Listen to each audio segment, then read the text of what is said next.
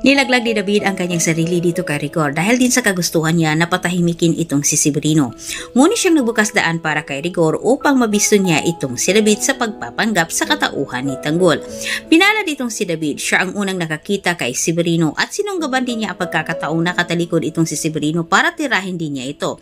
Subalit sa kasamang palad ay minalas itong si David dahil nakita naman siya ni Rigor at pinigilan ni Rigor itong si David.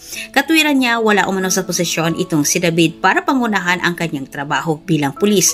Depensa ni Rigor, kailangan umano niyang hulihin itong si Severino at dalhin sa presinto para masimulan umano niya ang pag-imbestiga kung ano ang nangyari kay Mokang, kung nasaan ito ngayon. Ngunit natataranta itong si David, hindi siya nakapag-isip ng maayos. Kaya walang nagawa itong si David para pigilan itong si Rigor. Hindi nila namalaya na itong si Severino ay nakalayas niya. At nang nakita ito ni David, ang buong akala niya ay naalpasan na nga niya ang panganib na dala ni Severino. Hindi na siya mabisto ni Rigor.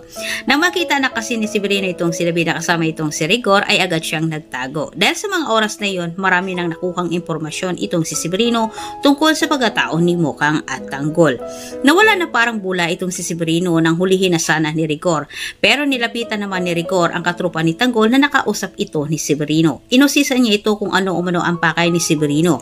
Sagot sa katropa ni Tanggol na ikinagulat ng gusto ni Rigor. Napaisip tuloy siya kung ano ang pakay nito.